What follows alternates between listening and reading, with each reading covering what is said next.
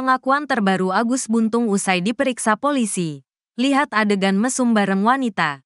Polisi kembali memeriksa Iwayan Agus Suartama, 22, alias Agus Buntung hari ini, Senin, tanggal 9 Desember tahun 2024. Terduga pelecehan seksual terhadap sejumlah perempuan ini diperiksa Direktorat Reserse Kriminal Umum, Direskrimum, Polda Nusa Tenggara Barat, NTB. Agus Buntung menghadiri pemeriksaan mengenakan jaket berwarna hitam. Dia nampak ditemani oleh ibunya dan kuasa hukumnya bernama Ainuddin. Agus enggan berkomentar saat ditanya terkait materi pemeriksaan. Dia hanya terdiam di samping ibunya. Kuasa hukum Agus, Ainuddin, mengatakan kasus yang menimpa kliennya masih terdapat sejumlah kejanggalan. Memang itu ada kejadian, tetapi kejadian itu masih dalam tanda kutip. Kita masih menunggu persidangan di pengadilan, kata Ainuddin, Senin, tanggal 9 Desember tahun 2024. Ainuddin mengatakan berdasarkan pengakuan Agus kepada perempuan yang diduga menjadi korban tersebut, tersangka meminta tolong untuk diantar ke kampus.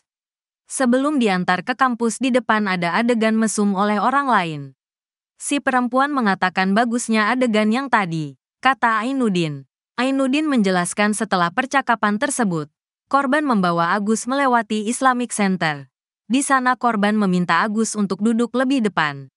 Ditanya oleh korban di mana tempat yang bagus untuk melakukan itu, Agus mengatakan tahu sehingga dibawalah ke homestay tersebut, jelasnya.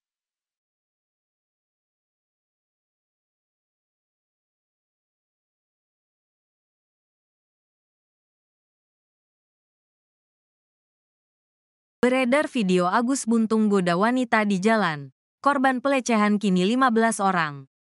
Di tengah kasus asusila yang dialami IWAS atau Agus Buntung, beredar video dan foto penyandang disabilitas itu sedang menggoda wanita ketika di jalanan. Diketahui, insiden pria difabel yang disebut meruda paksa seorang wanita yang berstatus mahasiswi di NTB viral di media sosial dan kini menjadi perbincangan publik. Pria disabilitas asal Kota Mataram inisial IWAS alias Agus diduga melakukan tindak pidana kekerasan asusila. Bahkan korbannya disebut-sebut lebih dari satu orang. Dalam video yang beredar di media sosial Twitter, X, memperlihatkan aksi Agus tengah berboncengan motor dengan rekan laki-lakinya. Tidak diketahui kapan dan di mana peristiwa tersebut terjadi. Agus mengenakan kemeja biru tanpa helm di belakang si pengemudi. Godaan dilayangkannya kepada perempuan yang tengah berjalan di pinggir jalan. Saat itu, Agus mengucapkan pantun, 1.2, kamu cantik aku yang punya, ucapnya. Pantun itu ia lantunkan sembari menengok si perempuan saat kendaraan melaju. Unggahan video X akun @imyourfuturewith berdurasi 11 detik telah disukai oleh 1000 akun hingga Sabtu, tanggal 17 Desember tahun 2024. Pukul 11 waktu Indonesia Barat. Tak sedikit warga X yang ikut berkomentar menanggapi video tersebut. Kebanyakan menyesal karena telah iba kepada sosok Agus yang merupakan disabilitas tunadaksa. Terkuak senjata Agus Buntung buat lecehkan korbannya di homestay. Pemuda disabilitas asal Kota Mataram, Nusa Tenggara Barat, NTB, IWAS alias Agus Buntung, 21, disebut menggunakan jari kaki hingga gigi saat beraksi melakukan pelecehan terhadap korbannya di sebuah homestay. Direktur Reserse Kriminal Umum, Reskrium, Polda NTB Kombes Pol Syarif Hidayat sebelumnya mengungkap kronologis pelecehan yang dilakukan Agus Buntung terhadap seorang wanita berinisial M. Peristiwa berawal saat pelaku dan korban bertemu secara tidak sengaja di teras Udayana, Kota Mataram pada tanggal 7 Oktober tahun 2024. Keduanya memang tak saling mengenal dan tak pernah bertemu sebelumnya. Saat itu, korban berada di teras Udayana sedang membuat konten untuk Instagramnya. Kemudian Agus Buntung datang dari rumah menumpang kendaraan orang lain ke lokasi. Melihat korban sedang membuat konten, Agus Buntung pun menghampirinya dan memperkenalkan diri. Keduanya pun akhirnya terlibat pembicaraan. Selanjutnya, Agus Buntung meminta kepada korban M melihat ke arah utara di mana saat itu ada pasangan yang sedang melakukan tindakan asusila di tempat tersebut. Semerta-merta korban tanpa disadari mengungkapkan kalimat seperti saya dulu, sambil sedih dan hampir mengeluarkan air mata, kata Syarif di Mataram, Senin, tanggal 2 Desember tahun 2024. Lantas, Agus Buntung mengajak korban menjauh ke bagian belakang teras Udayana. Di sana korban pun menceritakan kembali aib-aibnya kepada tersangka Agus Buntung. Mendengar itu, pelaku menyampaikan kepada korban bahwa korban berdosa dan perlu dibersihkan dengan cara mandi. Ini kalimat yang penting, kalau tidak, aib kamu nanti akan saya buka dan saya sampaikan ke orang tua kamu, kata Syarif menirukan kalimat tersangka. Syarif mengatakan, karena kalimat ancaman tersebut korban terpaksa menuruti apa kemauan tersangka. Berangkatlah keduanya ke salah satu homestay dengan kendaraan korban. Memang kendaraan yang digunakan adalah kendaraan korban, karena memang pelaku tidak membawa kendaraan. Tetapi yang mengarahkan ke homestay itu adalah si pelaku, kata Syarif. Pada saat tiba di homestay, korban melihat ada penjaga homestay dan korban ketakutan. Ia mengira penjaga homestay itu kerjasama dengan si pelaku.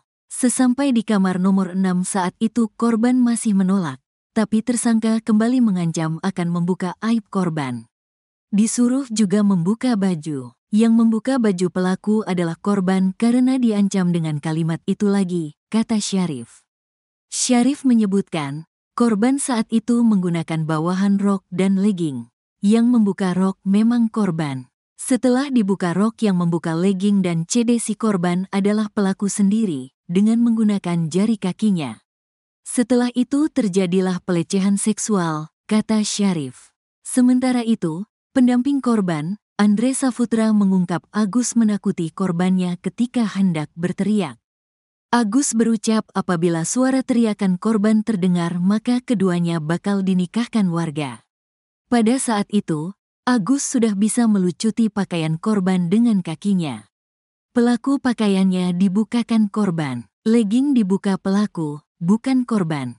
Caranya pelaku menggunakan jari kakinya, kata Andre. Korban sempat berupaya untuk memberontak. Korban didorong oleh pelaku sehingga korban terbaring di kasur. Setelah itu korban menolak dengan gestur mengarahkan kaki korban ke badan pelaku, kayak menendang. Dia menolak untuk disentuh badannya, ujar Andre. Kendati sudah melawan sekuat tenaga, korban mengaku tak berdaya karena pelaku terus mengancam.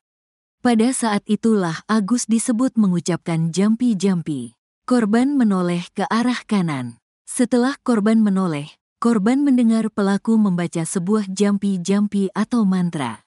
Kemudian, korban melawan dengan membaca ayat kursi. Beberapa kali korban membaca ayat kursi sembari melihat ke kanan, tidak melihat wajah pelaku, ungkap Andre. Andre pun mengungkap saat memasuki kamar, tersangka Agus membuka pintu menggunakan mulut dan gigi. Menariknya di sini, ketika masuk ke kamar, pelaku yang membukakan pintu. Apa yang digunakan oleh pelaku? Gigi dan mulutnya untuk membuka pintu. Jadinya pelaku produktif, ucap Andre. Pendamping korban lainnya, Ade Latifa Fitri, mengatakan sewa homestay tersebut dibayar sendiri korban. Tapi saat itu korban dalam kondisi terancam dan disuruh tersangka. Bukan secara sukarela memberi uang untuk membayar homestay. Korban mengaku ketakutan. Karena jika kabur korban pasti dikejar karena ada interaksi pemilik homestay dengan si pelaku, ujar Ade kepada tribunlombok.com.